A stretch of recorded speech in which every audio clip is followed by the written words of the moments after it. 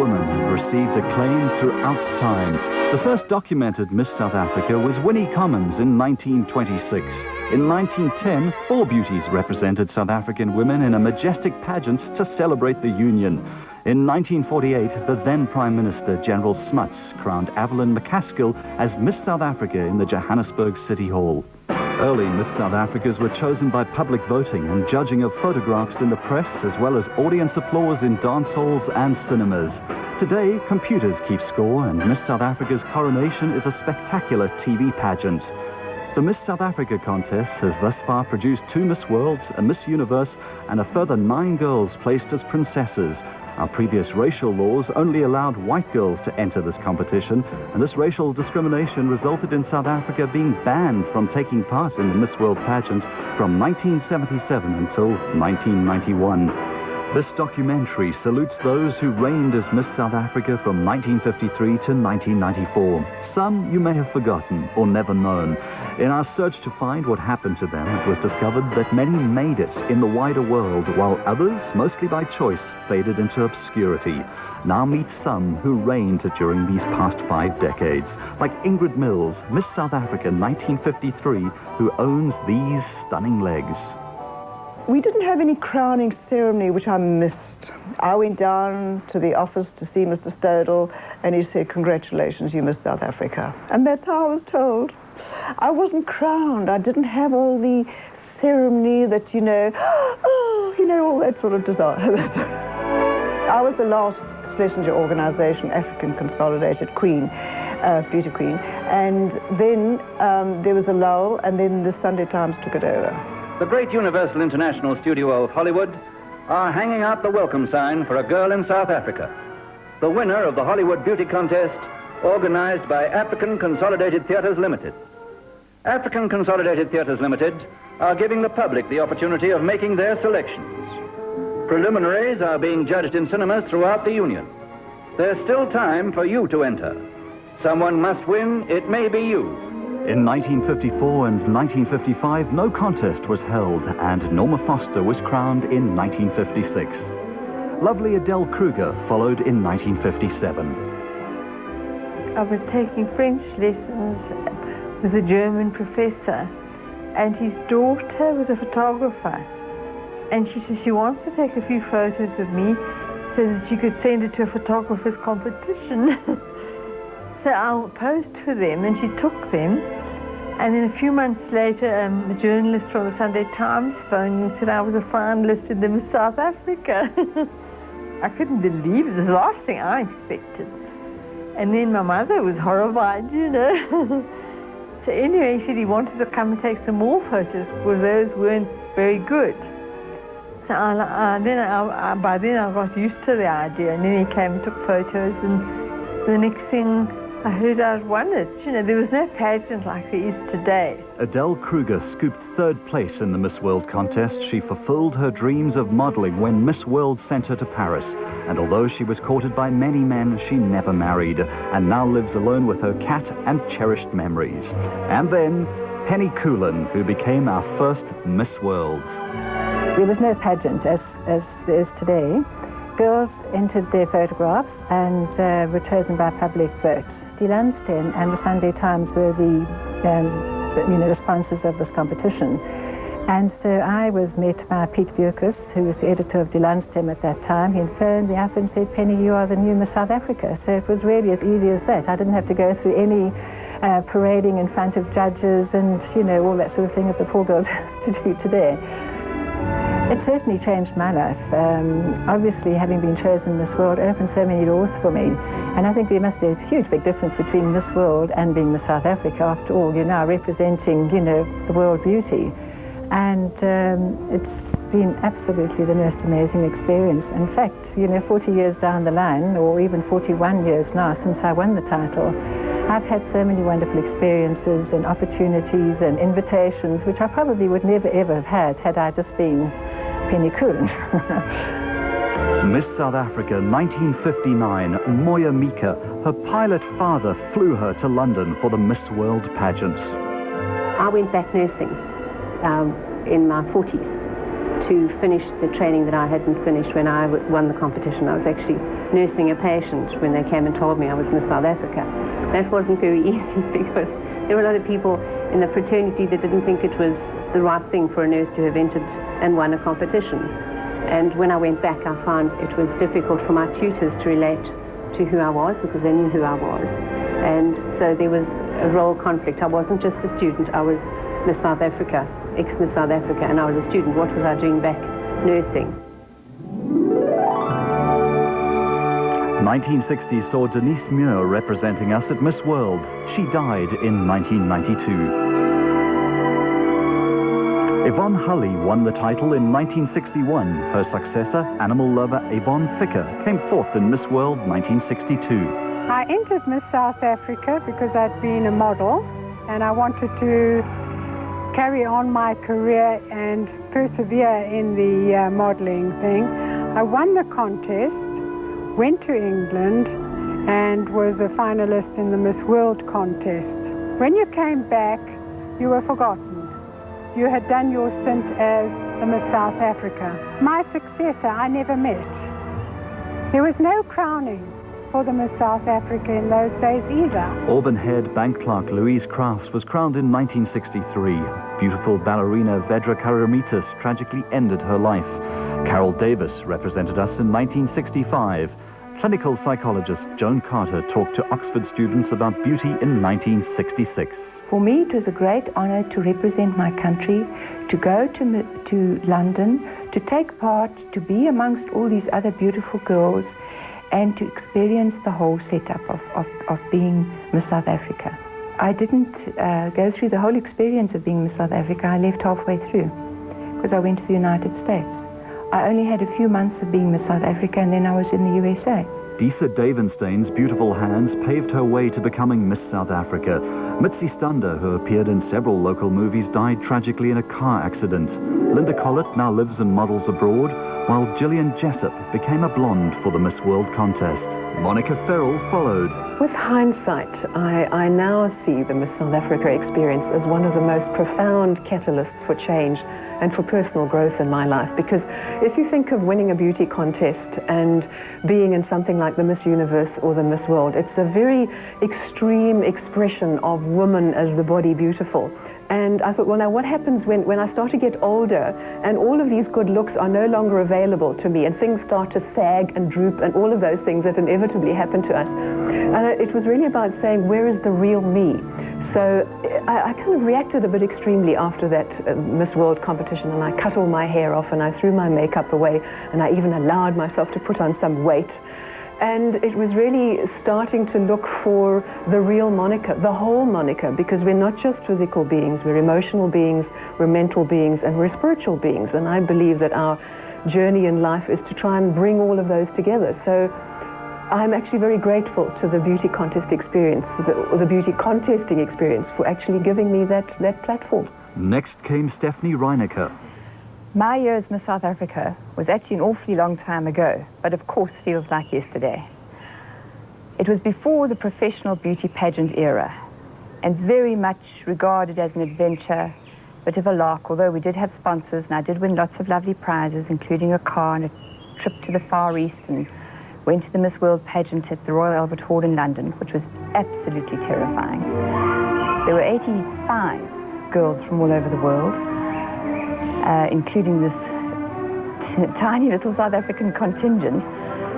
And I think it was just the sheer size of things for an 18-year-old from Natal to go to without the support that beauty pageants and beauty queens have today. We were virtually alone. Shirley Latham was crowned in 1973. Beauty queen history was made when Anneline Kriel was offered the Miss World crown after the reigning Miss World was disqualified. When I went to the Miss World competition, I think every girl that entered secretly wished that she could win the crown. But when I was there and I was very much in love with my boyfriend, we were ecstatic when I came second because it didn't interfere with our lives so much. And then about 4 or 5 days after that, the Miss World organization came to me and said that the girl who won the Miss World had to resign and whether I would like to take the crown. With the abdication of Helen Morgan, who won the Miss World title by 1 point, The crown goes to Anneline Kriel, Miss South Africa. Almal in die land is trots dat hierdie charmante blondine beskou word as die mooiste meisie in die wêreld.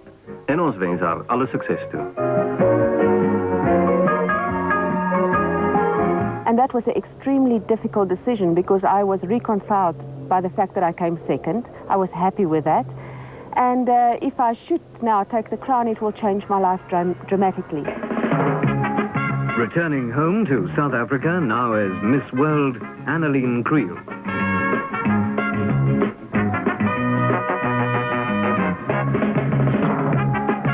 Bij een persconferentie gesels SA Speel met Anneline. Welcome back to South Africa. It's good to see you. Baie dankie, dis heerlik om terug te wees. Anneline Kriel crowned Vera Johns, who was kicked out of Miss World. 1975 also saw the start of South Africa being represented by two beauties, Gail Anthony and Vera Johns. When I went to the Miss World in November 1975 and the controversy started to build up, it appeared that I think the actual question was that how long had I lived in South Africa? Rhoda Rademeyer, third in the Miss South Africa competition, replaced Vera Johns, disqualified in the Miss World competition. Crystal Cooper was tweede, maar het die aanbod om as plaatsvervanger op te tree van die hand gewys. I was, I think, upset that I couldn't take part. It was the night before the final night, and I think that I had built up mentally, physically. You know, you've got to be absolutely prepared, and it was a big blow. It was, but you know you've got a pair of square shoulders, and you take it upon your shoulders and walk through. It was a tough time emotionally, but I was able to have a good cry the night before. I think when Julia told me and said, look, I'm afraid I have to ask you to stand down because this is what's at stake, and perhaps having been a former Miss Rhodesia, that could have been a grey area. And I look at my life now as a different phase in my life, and I enjoy that because I think you've had your number of years in the city and your promotional aspect, and you're now promoting what is now our stud farm and our racehorses, and we breed racehorses commercially. Cynthia Claassen from the Cape and Lynn Massane from Natal won in 1976. I don't think you can ever put the Miss SA experience behind you because there's always somebody at some stage that is going to recognize you. Even to this day, at least once every fortnight I can say someone will come up to me and say, are you Lynn Massane from South Africa? And of course I know exactly how old they are because they're from that generation. No, you can never put it behind you because it was such an integral part of my life, and it always will be. When I went off to the Miss World contest, there were two. There was Miss South Africa, who was myself, and Miss Africa South, Rosette Motsep. And off we went, two of us very excited and delighted to be going overseas for the first time. There was a huge controversy because there were two of us from South Africa, one black girl and one white girl. And they, unbeknown to us, countries were pulling out every day. Over a dozen countries withdrew from the competition merely because we were in it. And we weren't allowed to withdraw. We had to hold our ground.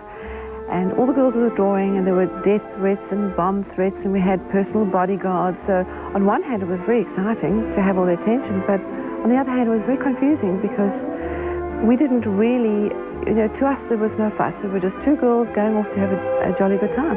It was also the start of where the world was focusing on South Africa and the apartheid and the black and white issue, and that was probably the controversy. But, we got through it and we had a wonderful time, the two of us. We were never allowed to be photographed together. There was always another girl in between us, another country in between us. We never understood that at the time either. We were both young girls, were just going off together. To us it wasn't an issue. Both the 1977 beauties Vanessa Wannenberg and Glynis Vester now live in Australia. Margaret Gardner and Yolanda Kloppers highlighted 1978. There was great triumph when the vivacious Margaret Gardner was crowned Miss Universe. She's now married and lives in California. Yolanda Kloppers looks back. I was in South Africa 21 years ago, a very long time ago.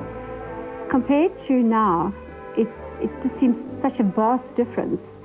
I remember it being in the old Coliseum, and hundreds of people, and and there was such a lot of excitement, and but it was so small. It wasn't on a big scale as it is now. Not at Sun City, surely not all the prizes the girls get now, surely not the exposures they get now. I certainly do think that they have a wonderful advantage now. I really worked hard, a lot of dieting, a lot of gymming, a lot of elocution, a lot of things that you have to work towards to. And yes, I mainly did it to better myself, to give myself a better chance in life.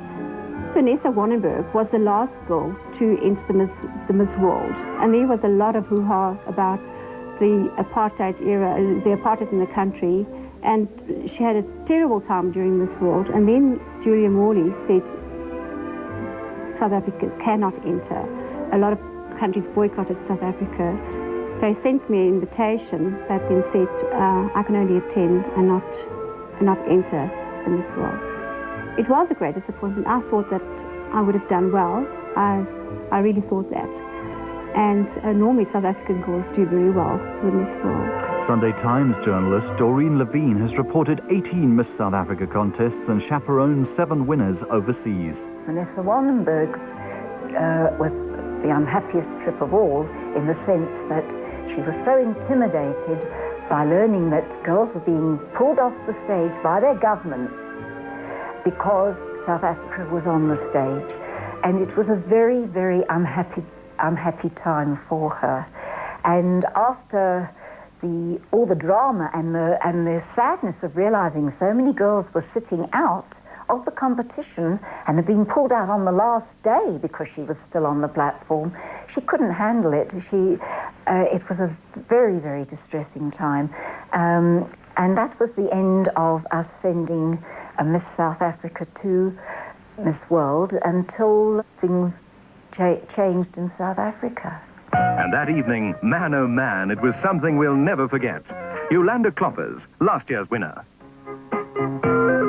Ons het mos gesê sy is die mooiste, mevrou Suid-Afrika 1979 is 'n pragtige blondine uit Kaapstad, Karen Sikkel. 2 long-legged blondes snatched the 1979 beauty crowns. Karen Sikkel became the Sunday Times Miss South Africa, and reports Veronica Wilson represented us at Miss Universe. Yes, often we were called together. Yeah, in fact, and sometimes multiply.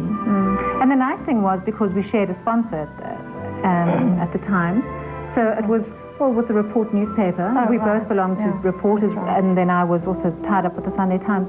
So it was nice because you had that backup, and you knew a familiar face, which was also nice. We also extended that further. We formed our own little company called Solid Pink, which was about 4 of us: Vera, Yolanda, Karen, and myself.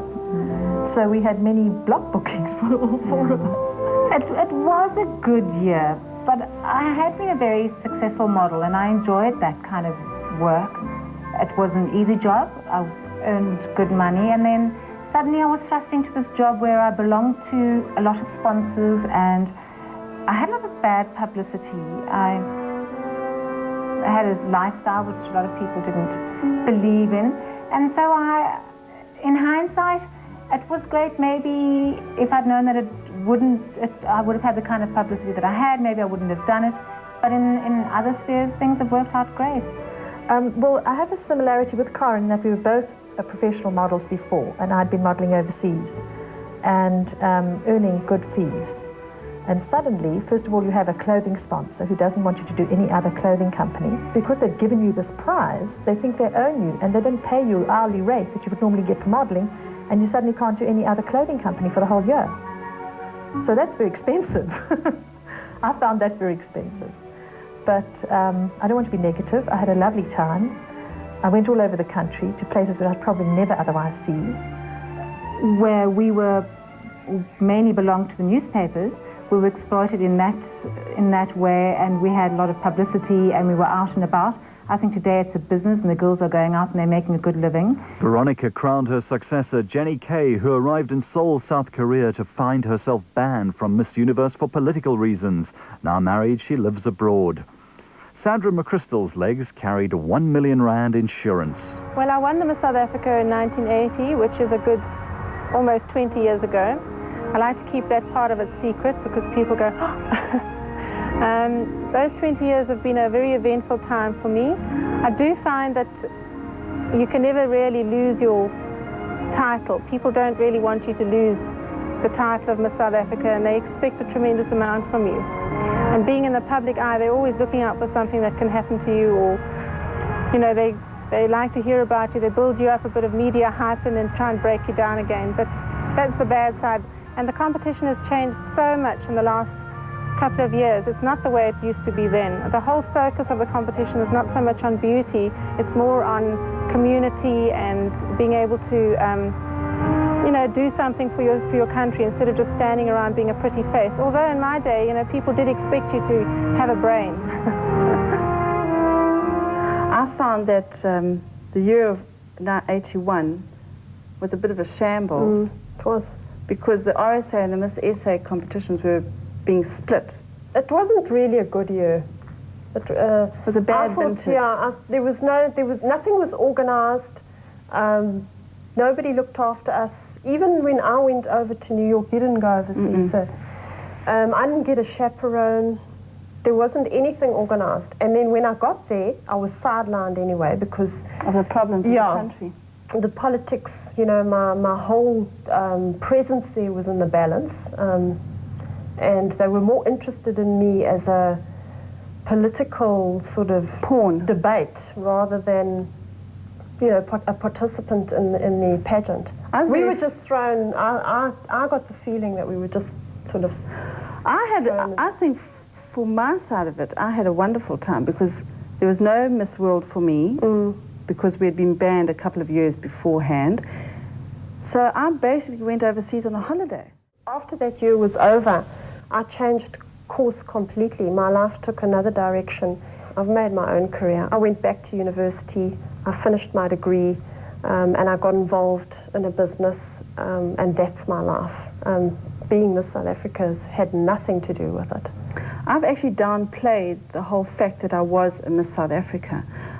My daughter's 8 years old, and she only discovered last year that Mum was a Miss South Africa, which she's now terribly proud of.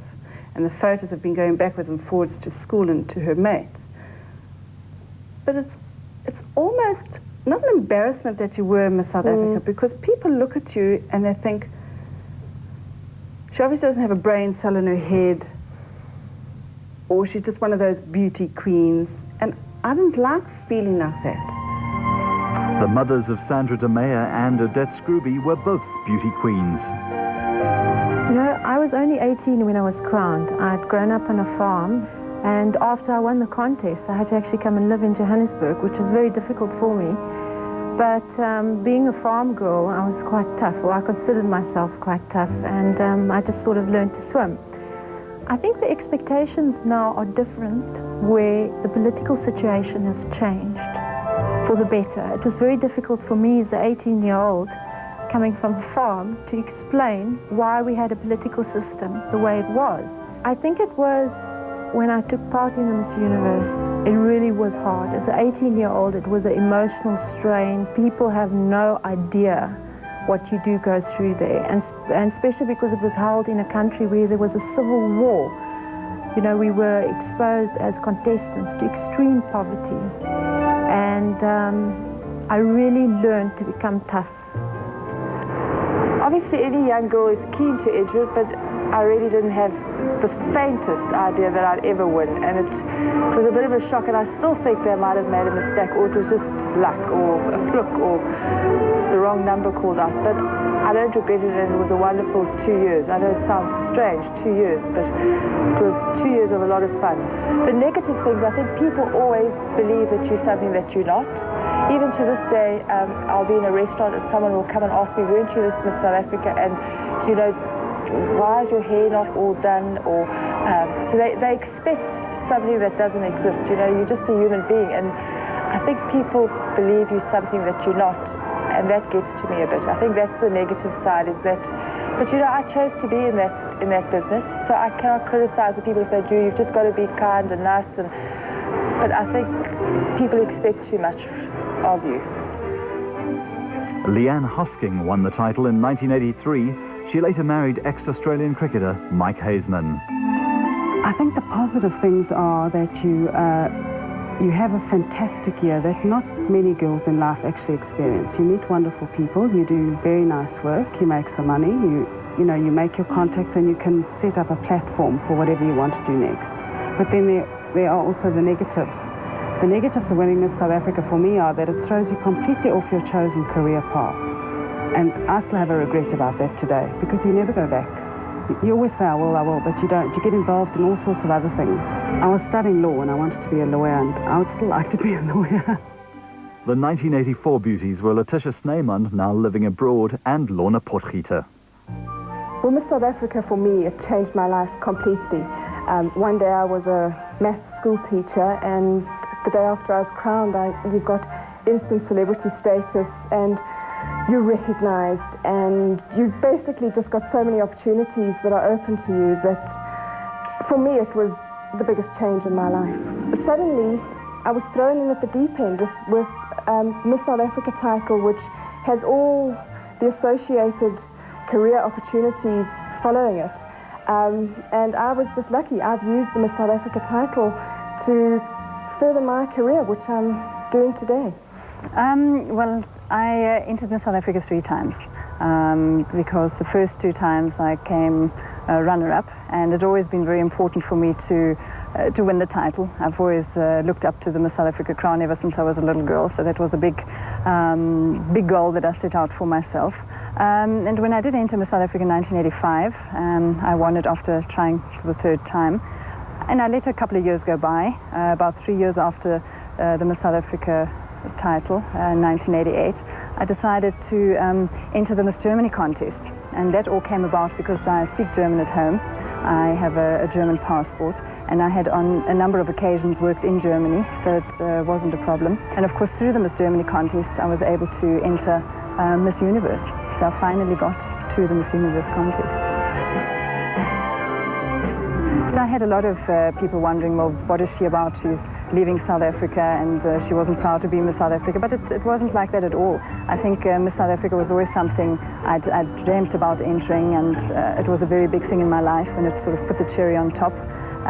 But because I couldn't participate, I couldn't get any further. That is why I really wanted to enter the Miss Germany contest, and that was a way for me to get to an international competition. Well, I suppose the best memory of all is the moment that you win, which is just so fabulous and such fun and wonderful for my whole family. And then after that, it's a bit of a whirlwind, really. But it gave me a confidence that I know I wouldn't have had otherwise. And it opened doors for me that I know wouldn't have been opened otherwise. I missed out on Miss World and Miss Universe, and yes, if I have a regret, it's that. I would have liked to have seen how far I could have got in that field. But all in all, there was plenty to keep me busy at home. I think you learn after you've entered to value your privacy. It's not something that anybody can prepare you for, is your loss of privacy. And once you've lost it, then you want it back. But yes, I think it's fair comment to say that if you're going to put yourself on a pedestal, then expect to be knocked off it a few times. The morning I woke up before the judging, I just thought, well, this is the day. You're going to have a great chat with everybody else. It's not an exam. You can't fail it. There's no failing in this business. There's only a winner. That's all. And that's how I approached it, and I just enjoyed it. I think it was my age. To be quite honest, if they didn't choose me, they would have been very silly. No. I think it was my age, the fact that I had a degree, the fact that I've been well-traveled at that stage already, have been fairly self-confident, had very good general knowledge because I was interested in whatever affairs was happening, daily affairs. Maybe maturity, and I never regret entering, but I gained a lot of experience as a person, but it was a very, very tough year. Janine Botbale became a happily unmarried mother. Michelle Bruce had to overcome anorexia and other obstacles during her controversial reign. Suzette van der Merwe has remarried and lives in Miami. Janine Botbale's sister, Diana Tilden Davis, came 3rd when Miss World lifted the ban. Amy Kleinhans was the first Miss South Africa after our racial laws changed, allowing all South Africans to enter. I was approached by my agency at the time. I was a university student, and I've been modeling just for part-time money at the time, and they asked me, Amy, you've been with us for a while. Why don't you enter the Miss South Africa? And I said, actually, now you're going down the wrong road here. I'm not a beauty queen. I've never envisaged to be. I've never entered another competition, any other beauty competition in my life. Why would I want to do the Miss SA? And I actually entered in 1991. And I was runner-up to Diana Tilton-Davis. And then in 1992, I re-entered because that was the official last year I could enter because of my age. And I won Miss SA in 92, August 92, when I was 24. Politics was a big thing in my year that they were looking for. Whether you were competent with speaking to politicians, whether you understood the dynamics of what was happening in South Africa. When I went to Egypt, for instance, I had to go and see the Minister of Trade and Tourism and speak to him about renewing bridges with Egypt and South Africa. So I think they were looking for a completely different dynamic in a girl, and also a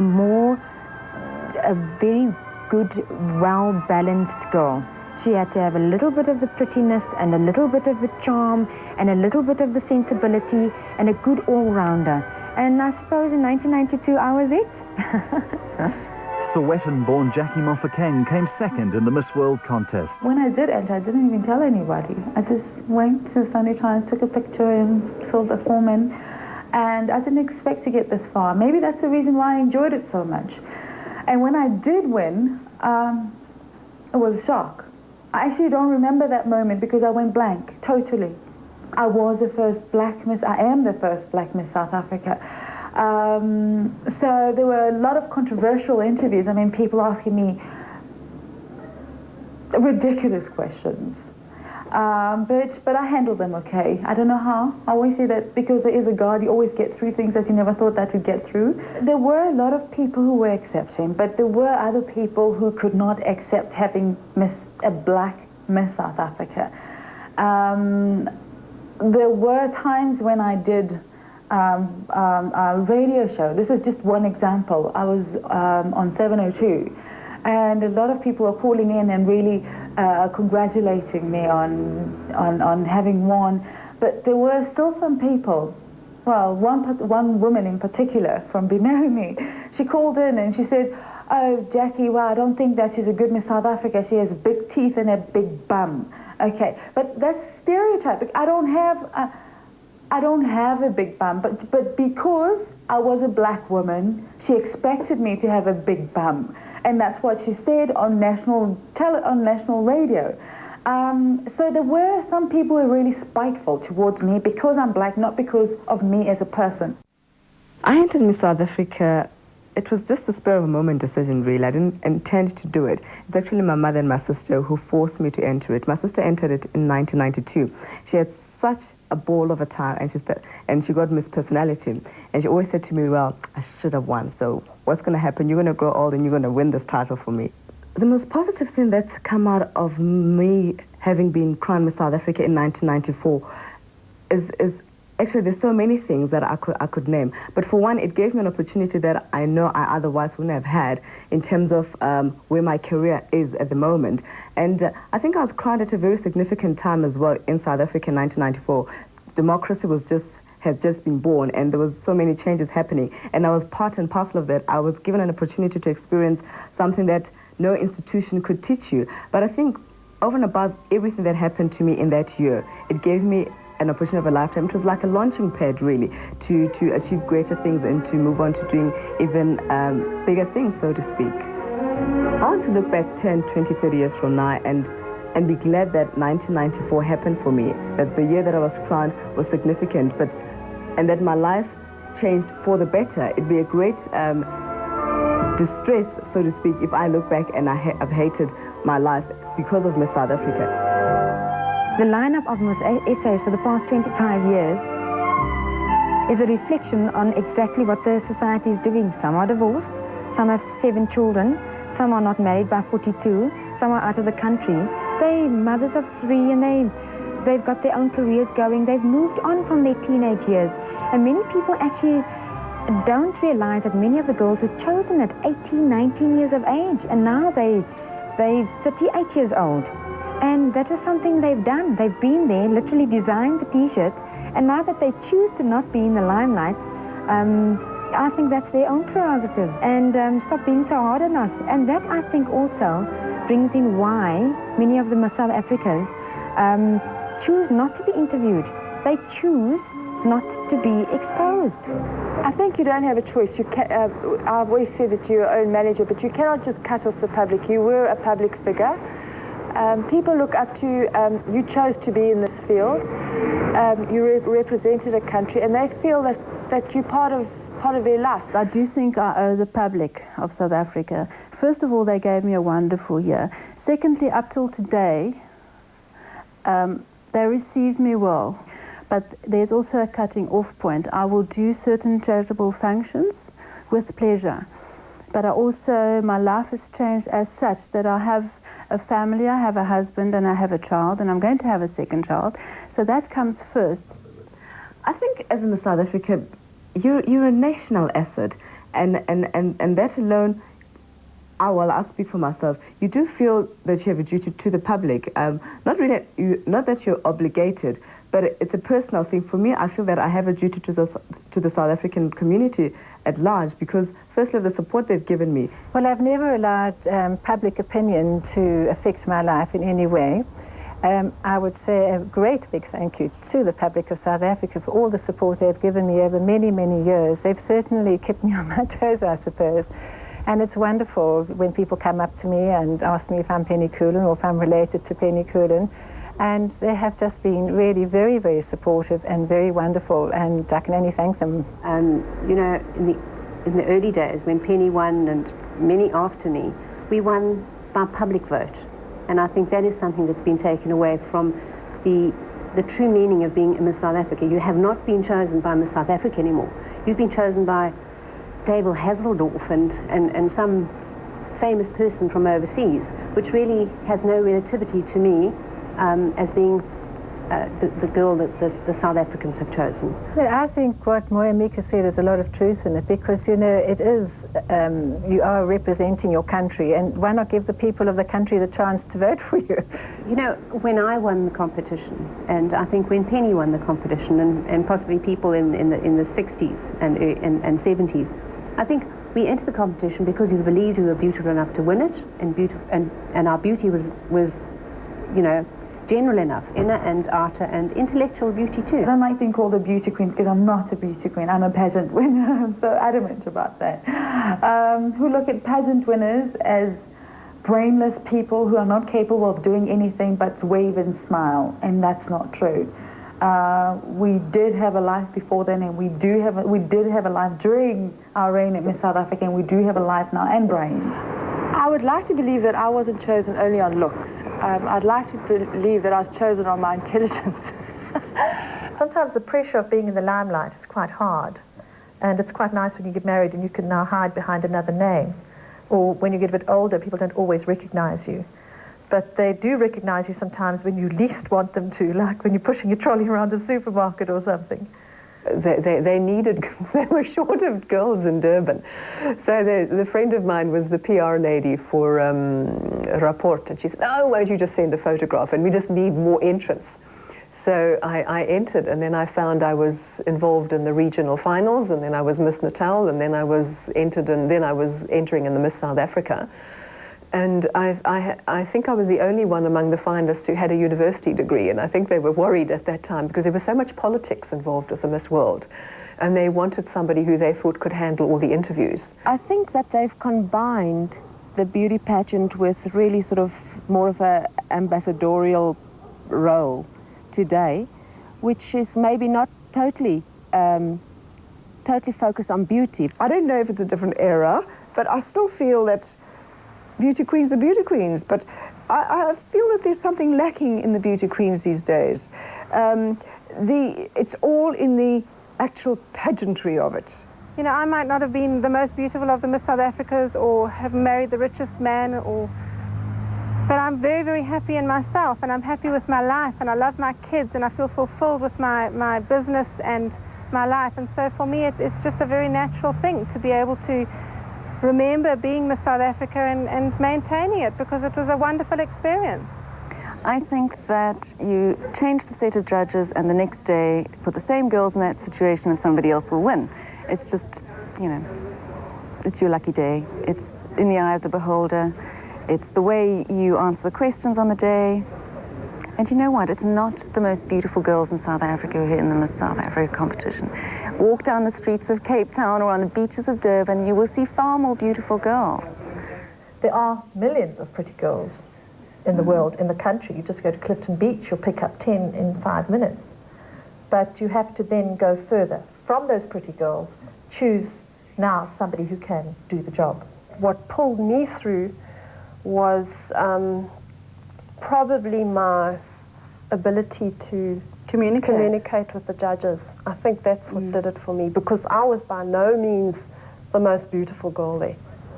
This is a very interesting question, because it is a beauty contest, and as in some instances with certain people are anti-beauty contests, and it's for some people, you know, the 90s woman and the feminists and whatever, they don't like it.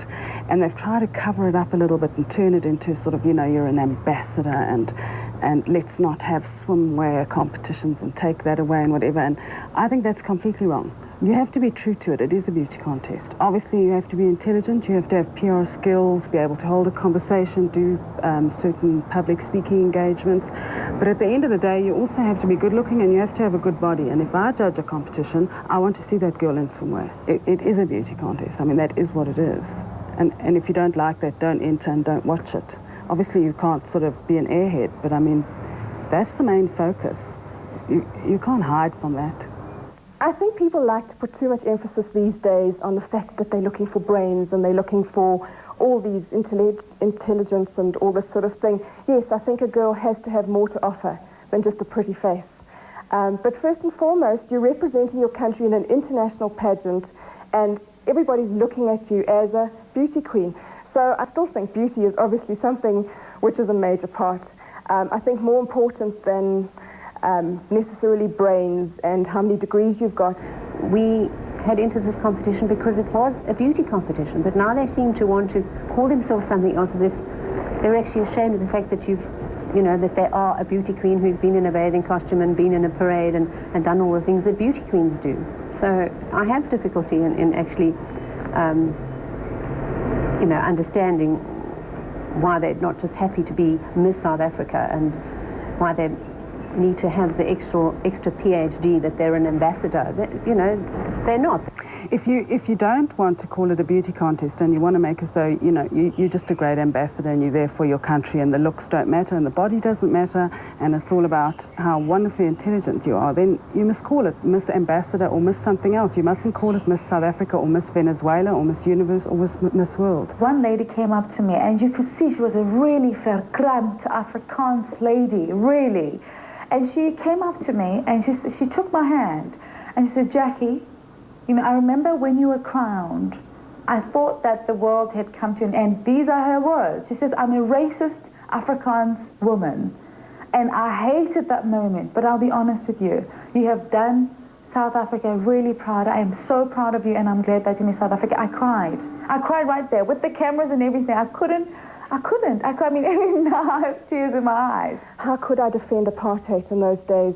There were many questions which I just wished I could have just run a mile and run home, because I just wasn't prepared to answer those questions. In my time, though, I can honestly say, look, there was a lot of negative things in that. There's a lot of jealousy, there's a lot of bitchiness. People are always trying to pull you down or see you fall. And when you're in the public eye, people want to see you fall. They're actually waiting for you to fall so that they can rub their hands together in glee and say, "Oh, look, it's not all so wonderful, is it?" Oh, there's plenty of wrong moves that I made. Most of them, I think, is trusting people too easily. From the moment Anneline Kriel became Miss World, she was treated as royalty. The public, including the press, was obsessed with her private life and demanded to know everything about her lifestyle. But I always quite like those hard moments, those terrible moments, because I find I really sort of looked into myself. I really sort of, emotionally grow. Because you're supposed to be a celebrity, which is this country's celebrity, but I think anywhere else in the world, a Miss South Africa or a Miss World or whatever is not really a celebrity, it's just another person, because there's so many other celebrities around. But I think the stigma is attached that you rely on your looks, you rely on things that God's given you, but you don't rely on you as a person, and you rely on your outer beauty and not your inner beauty. People didn't take me seriously. I mean, I'm a pharmacist, I'm a woman of 28, and I've just done modeling, and I've just done a reign as Miss South Africa. Why don't they take you seriously? Why don't they think you can actually achieve anything else than just be a beauty queen? But I found that it was extremely frustrating, especially from the male population, to be taken seriously. The men sort of just laughs you off, and then the women are hypercritical. The girls are very professional now, and they make sure that their figures, their face, their hair, their elocution, the total package of how they present themselves is very professional now. Far more than it was you know, you were probably looking for a lovely, new, fresh, natural beauty, sort of not off the farm or someone new. But now those girls who enter are totally prepared. You won't floor them. In those days, we made no money out of being Miss South Africa at all, whereas today, it's a business. At the time, I was earning, I think it was 500 Rand an hour. And that's 12 years ago, so 500 Rand an hour went a long way 12 years ago. We had fabulous prizes. At the time, they were considered unbelievable, as today's prizes are considered incredible. And I won a car, and you are sponsored literally from top to toe. The total of my prizes was 70,000 Rand, which, comparable to today, you're dealing with R1 million, I think. It's absolutely huge, and yeah, it's much bigger today, so I'm talking for us older girls. But I didn't get a car. Like every winner gets. We never got paid for anything. No, we didn't. I remember I was sponsored by Bristol Myers, who we got Shape. It was a Shape drink that you mixed with milk, and I used to eat that. And then I couldn't afford the milk that I had to buy in the hotel, so eventually I went on to Sustagen because you could mix that with water. You didn't have to eat. We didn't get a lot of money. I mean, I think my total winnings might have come to 30,000 if you add up the car. Which you didn't have money to put petrol in. Yeah. Well, there was no income, you know. Most of the shoots you were doing, okay, they were flying you around free of charge and sorting out the accommodation, but there was no cash involved. Handing over. You were actually just working for Bristol Myers, Alfa Romeo. Yeah, for your sponsors, paying back for the car and, you know, whatever it is that we won. I won my first car when I was 16, and I remember winning it, and I didn't have a driver's license. I had to actually get my father, had to fly down to the coast and come and drive my car back up to Johannesburg for me. And I just thought it was an easy and a fun way of making money. And if I look at the girls that's won in recent years and I see how they grow through the year, it's fantastic to see that. You know, it's that they really get schooled and skilled and refined through the year, and at the end of the year they're actually far more interesting and more beautiful than they were when they started. But I guess that just comes with age and experience. These are some of our lovely girls, the famed, the fated, and the forgotten. Some spoke to us, and some refused. But for our racial laws, we could have seen an entirely different lineup of beauties. While the media reflected their glamour and excitement, behind the scenes they often dealt with tears, anger, and starvation. Doors leading to dream careers and wealthy marriages swung open for some, but they all shared the same coveted title, Miss South Africa. I'd say majority of people in my life today don't even know I was Miss South Africa. And I don't want them to know. 100%. Because then they measure me against that. Not only that, it wasn't a priority. It was a job that we were lucky enough to be able to do, chosen to do. We did it, and now we're doing other things. We've been criticized by people like, can I say it? By other beauty. Janie Allen, okay? Oh. I discovered from the newspaper she had entered, and her entry landed up on the floor, never got to the final, so nobody ever knows she entered. But she's the first to criticize. She is a reporter. She's intellectual. She is cognitive. We are dumb beauty queens. 100%. Unfair. I went to the same university as her, got the same degree. I won. She landed up on the cutting floor. But she can stand and criticize. Sour grapes often. But I also want to say that I have found 1 or 2 ladies that were queens still want to be queen. And still behave queen. That's another problem. And still do queen. And the priorities are, well, I just cannot give up on this beauty queen, on the image, on the looks, and this is their life. I think, first thing, if you want to enter the Miss South Africa pageant, try to have a career or some form of qualification, because it is only 12 months and it does end. And you need to know where you're going to be or what you're going to do post your Miss South Africa title. I still believe that there has never been a Miss South Africa that experienced what I experienced, and there will never be a Miss South Africa that will experience what I experienced. For me, it was a unique time. It was a unique experience. John Casablancas, when I won Miss South Africa, he was a judge, and he had a classic statement. He said, "I was looking for a girl who would walk into a room and make heads turn." And I think that sums up what a Miss South Africa really is. It's a girl who, when she walks in, people should notice her, and she should have something worthwhile to say. She doesn't have to compete with the chairman of a leading company, but she needs to know how to hold a conversation and to hold her own in a room of educated people. But she doesn't need to be a rocket scientist.